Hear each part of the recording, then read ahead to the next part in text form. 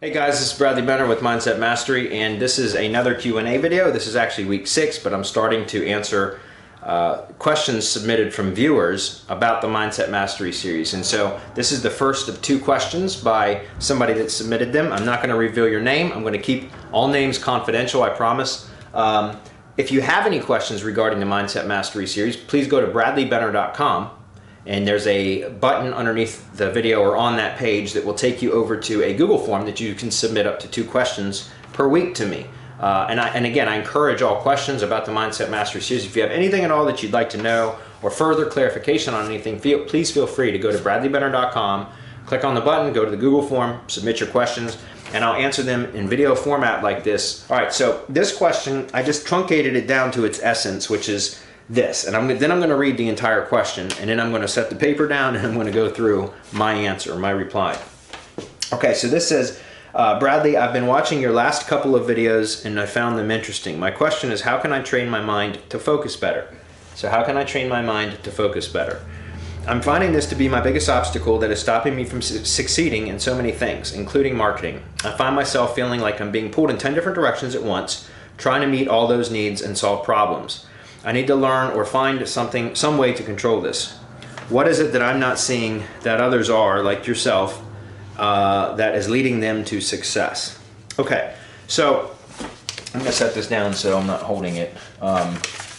What I would start with on that is, how can I train my mind to focus better? Well, there's a whole number of ways to do that. You need to identify what your core values are. What is truly important to you?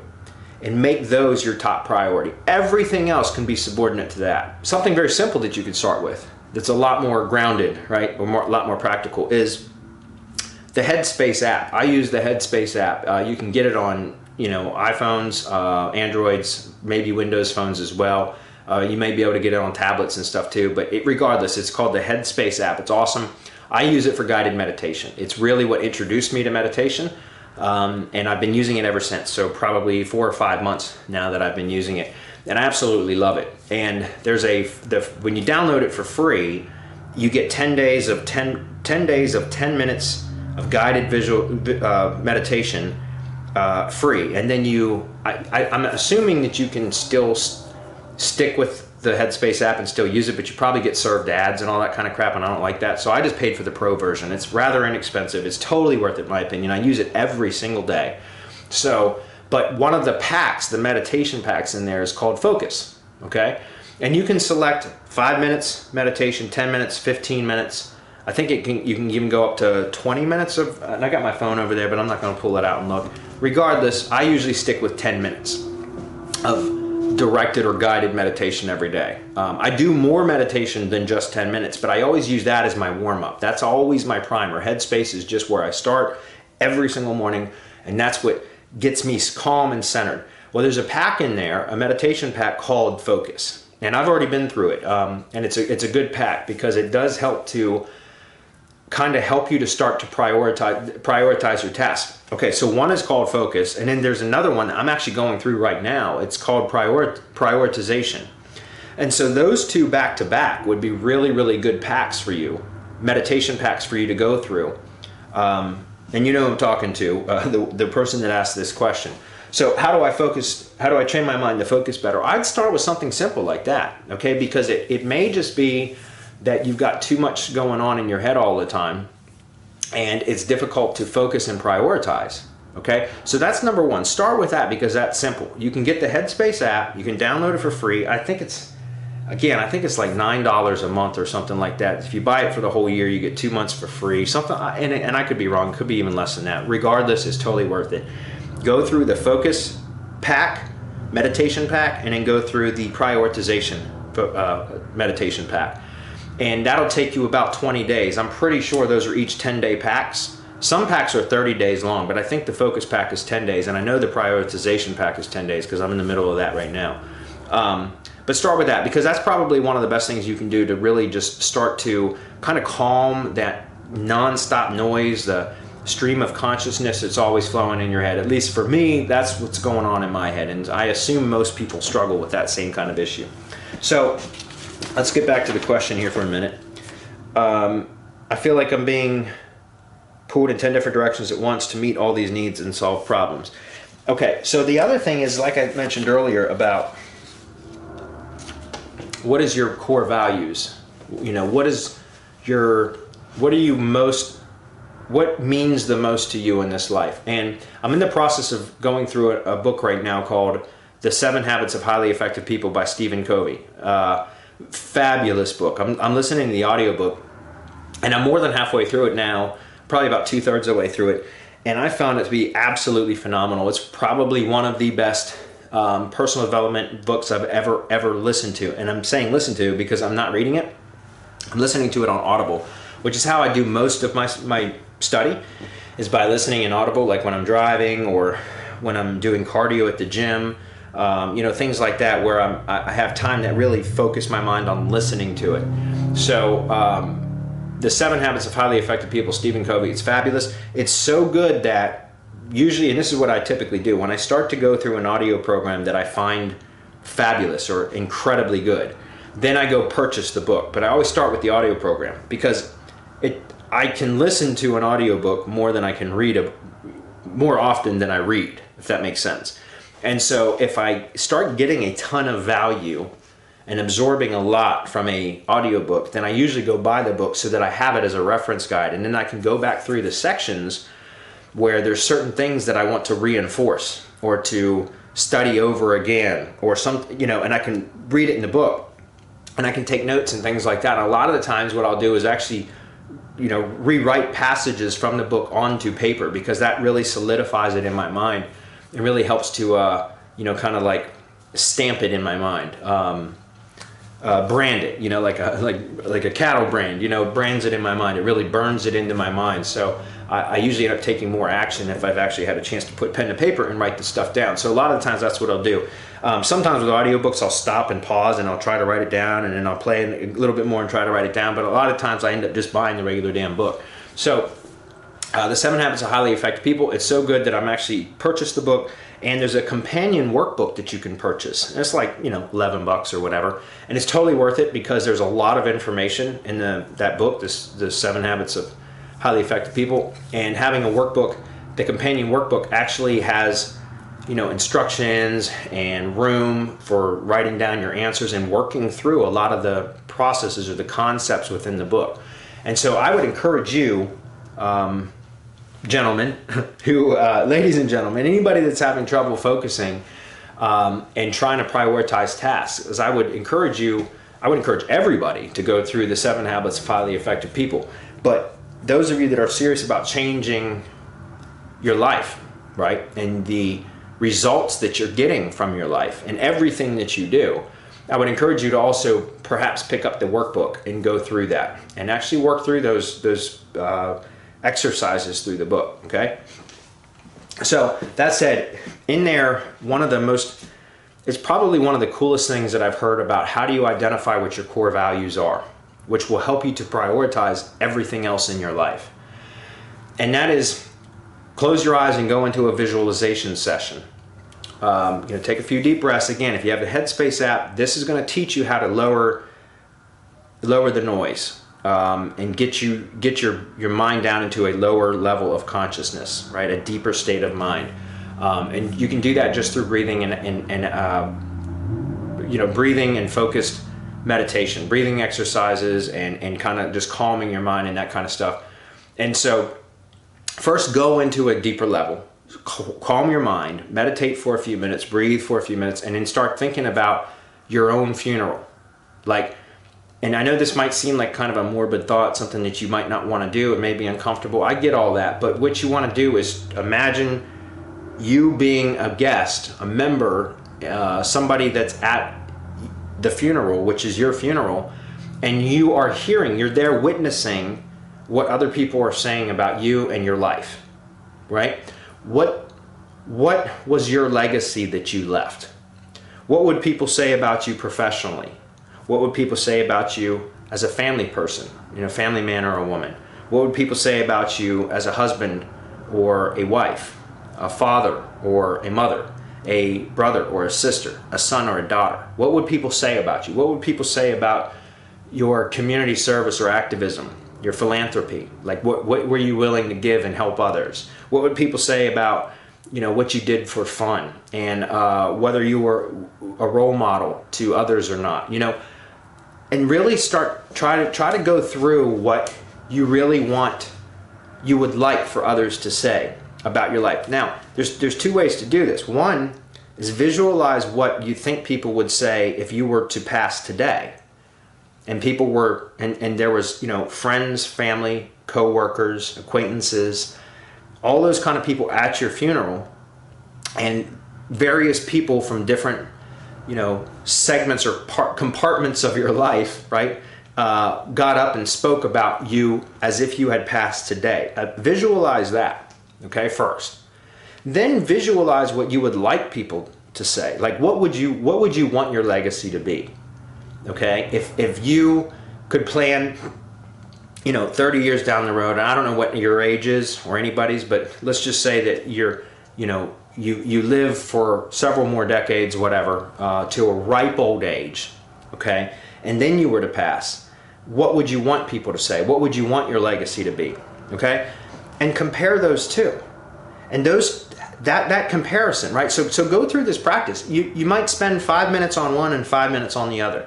Again, I spend about 10 minutes always just getting myself ready for these types of visualizations, but a visualization itself can actually happen very, very quickly, because in our subconscious mind, it's our conscious mind that relates everything to time, right? We assign time to everything that we do in our conscious mind, but our subconscious mind, everything can be done much quicker, because time is not, there's no concept or essence of time in our subconscious mind. So you can play through, you know, an hour-long funeral or ceremony, excuse me, a funeral ceremony within just a matter of seconds, 30 seconds, you know what I mean? Like, you can play that through very, very quickly in your mind's eye, at least I can, and I'm pretty sure that most others can as well. So my point is, you might spend 5 minutes meditating and visualizing what people would say about you currently, and then you might spend 5 minutes or maybe 10 minutes or, you know, more, maybe you double it on the time of what you would want people to say. And that's going to be really revealing. I thought this was an incredible exercise that was outlined in the 7 Habits of Highly Effective People, because it really does put your true core values into perspective, right? It makes you identify what is really, truly important to you. And so what I mean by that is, you know, a lot of the day-to-day grind, especially like in relationships, think about relationships you have with your family that may be strained or difficult at times, and most all relationships can be strained or difficult at times, right? But think about how maybe some of the things that we get upset about and we become petty over are really insignificant, yet we allow them to take so much of our emotional capital, right? To use so much of our emotional capital and to use so much of our resources and our energy. And we direct so much attention to insignificant things. When you start to think in terms of like it being the end of your life and what do you want to be remembered by, it's not being petty and having to always be right or always prove somebody else wrong or point out other people's faults. You don't want people to think of you that way. At least I don't, and I'm assuming most people don't want to be thought of that way, right? They would rather be thought of loving, caring, a great father, a great husband, a great son, you know, all of these things. And again, guys, I'm talking from a man's perspective, but this applies to women, ladies as well. You know, whatever it is that you would want people to think of you and to say of you in your passing, that all of a sudden makes all those insignificant things that we've been caught up in for all this, for however long we've been caught up in them, which is typically a lifetime, really. Those all become really insignificant, and they wash away and they dissolve because that's no longer important. What's really important is the relationship that you have with those people, right?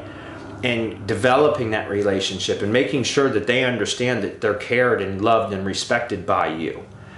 And so again, that's just one example, but I thought it was very, very powerful about how you can start to prioritize your tasks. Now, to get back to the question, once you've gone through this process where you've visualized perhaps what people would say about you today if you were to pass, and then about what people would say about you, you know, several decades down the road if you were able to accomplish the things that you want to, and then people were, talking about who you were as a man, as a person, then that's going to help you to identify the things that are most important to you. So instead of feeling like you're being pulled in 10 different directions, identify what out of those 10 things are actually your highest priority, your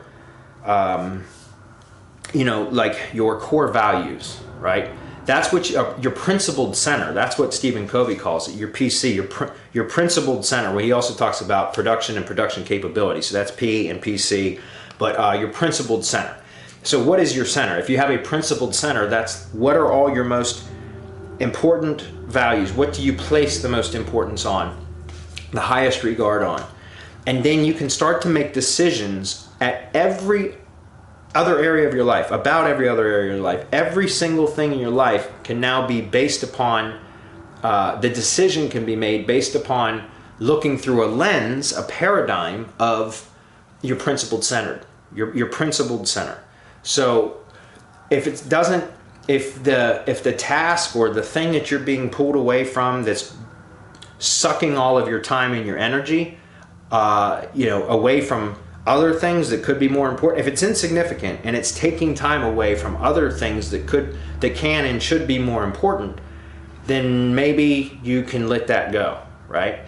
A lot of the things that you can start to focus on, guys, we get caught up in the minutia, the details on a daily basis of just like the day-to-day grind, just life in general, right? And so having that principled center, having those higher ideals, those higher values that we can really start to plan everything. I mean, down to our daily activities around what is the most important to us and what is it that's going to be taking us actually towards that principled center that we want to be, that person that we see ourselves as being, that we hope to be at some point in the future. And that begins today. It doesn't begin tomorrow. It doesn't begin next week. It begins today. So you need to identify what those values are. And so a lot of the times, guys, I talked a lot about goal setting and writing down what it is you want, very clearly articulating what it is that you want, define it. Then you have to articulate your why. Why do you want those things? What is the motivating reason behind wanting those things? And if you define those two things very, very clearly to yourself, it's going to make a lot of the other stuff insignificant. And so you can start to ask yourself every single time you go to take action on anything, or you plan your day, which I encourage you to be planning your day so that you don't get pulled in 10 different directions. If you plan your day around activities that are moving you towards your goal at all times, and you start your entire day with planning out action steps, action items that are going to move you towards what you've already identified as your primary goal, and maybe a secondary goal, right? Maybe a third goal as well. But then you identify why. What is your motivation behind that? That's going to keep your values very, very, very, very clearly at the forefront of your mind, so that you can base all of your decisions, including decisions about how you spend your time and where you place your effort, towards only applying your effort and energy and your time towards the things that are actually moving you towards your goal, okay? And all that other stuff starts to become insignificant, and you start to recognize how insignificant it is. And you can either live your life by your design, or you can live your life by others' designs, right? By other people's design. And if you're proactively planning your life based upon your ideals, your values, your core values, your principled center, then everybody else out there that starts to try to suck your time, they start trying to delegate and pass their problems off on you, or make their problems your problem as well, and that kind of stuff, and all those kind of things, they start to dissolve, or they start to fall off. You're able to start turning them down or saying no to those things without feeling guilty about it, because you realize that you are actually doing your highest calling, which is trying to live a life with a principled center, right? You're trying to live out what's most important to you and manifest those values into reality, which I can only assume most of you want similar things. You want life, health, happiness, family, love, you know, all the things that we as human beings typically want, right? And most people don't understand how to get them. Because they don't have a true sense of what they want in life. They don't know what their true values are. So if you don't really know what you want, nothing's ever going to make you happy, right? And so again, it comes back to, how can I train my mind to focus better? Well, start identifying the areas of your life that are the most important. What are your core values? What is your principled center? What type of center do you have? Are you self-centered? Are you work-centered? It sounds to me from that question like this person may be work-centered. I have been for many years. What does work-centered mean? Work-centered means that I put my business building, working and growing and building my business, working on growing and building my business has been my highest priority for many years. Other than my daughter, but I only get her part-time. Okay, my daughter, I get her every other weekend. She lives with her mother, so I get her every other weekend. So I'm a part-time dad. Well, I'm a full-time dad, but I only get to see her part-time. Does that make sense? And so when I'm with her, she's my top priority. There's absolutely no doubt. But outside of her, it's always been, and it has been for many, many years now, it's been my business. And I've allowed so much of the rest of my life to like literally fall apart because all I focused on all the time was growing my business and making more money, more money, more money. More money is going to solve everything. If I make more money, I'll be better. I'll be better. Everything else will get better as long as I make more money. Well, that's bullshit, because I can tell you, you know, I've made a lot more money over the last many years. I've grown my business. It is because I've got multiple business now, and I'm still working on growing the businesses. But the increase in money didn't solve any other problems for me, really. I just became more comfortable in my problems. Does that make sense? And so, going through this same practice that I'm encouraging you to go through, I started to identify what my center has been. And my center has been work and money related. And there's also a family-centered person, to the point where like you could really care about the opinion of that others in your family have about you more than anything else. You can be, you can be self-centered, which means all you care about is yourself all the time, selfish. And we all know what self-centered is. You can be pleasure-centered, which means all you do is always chase the next pleasurable thing. You try to do what feels right in the moment, to the point where you actually, maybe aren't very responsible, that kind of stuff. My point is there are different types of centers. What type of center are you? And if you go through that visualization exercise of being at your own funeral and hearing what people are saying about you today, as if you had passed today, that can help to reveal or identify to you what type of center you may have currently at this moment. But don't get discouraged, because you can change that. Just the same as I'm working on changing my center to be principle-centered, right? I want my center to be based upon sound judgment of all factors included. And so it's something that I'm working on, because I've gone from many years of being work-centered and money-centered to now trying to become more principle-centered. Okay, and so it's not something that happens overnight. It takes practice. And so anyways, you're in the right spot. You're asking questions, which means you're watching the videos. You're seeking knowledge and insight. You're seeking enlightenment, which is the first step in any sort of recovery program, right? And not recover. I guess that's kind of a bad choice of words, but my point is the first step is becoming aware, which you obviously have an awareness of this being a problem for you. So the next step is to seek out ways to fix it, right? Seek advice, seek help. And you're doing so by asking questions. So I totally encourage you to do some of the other things I mentioned. Start with the Headspace app, go through the guided meditation. Just get in the habit of doing that daily, because that's going to help to quiet that noise in your head and allow you to start directing your thoughts more and observing the other thoughts. And that'll make more sense if you go on the Headspace app. I'm not going to try to explain that now. Once you've gone through that for the first 10 days, which I recommend you go through that first 10-day period just to get in the habit of doing it, as well as just to get familiar with the guy that does all the guided meditations. He's a Brit, he's an English chap, but he's great. Okay, and so go through those 10 days first, and then once you are done with those 10 days, I would encourage you to purchase the Pro version so that you don't get hit with ads and all that crap.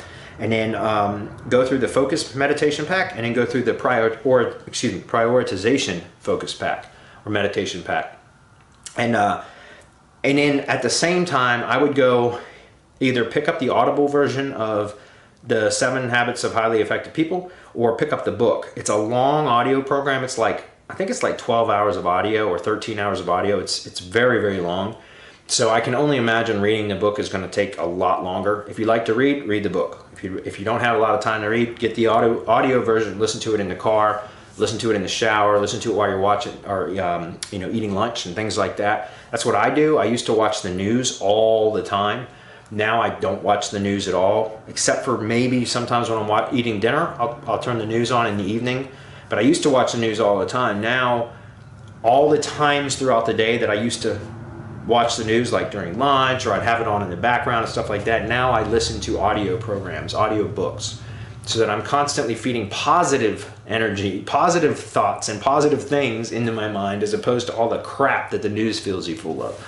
So, again, go through Headspace, start practicing on focusing your mind by quieting the noise, and then start thinking, try to identify what your core values are, because that's going to help you to plan your actions and your activities more to be congruent with your higher values.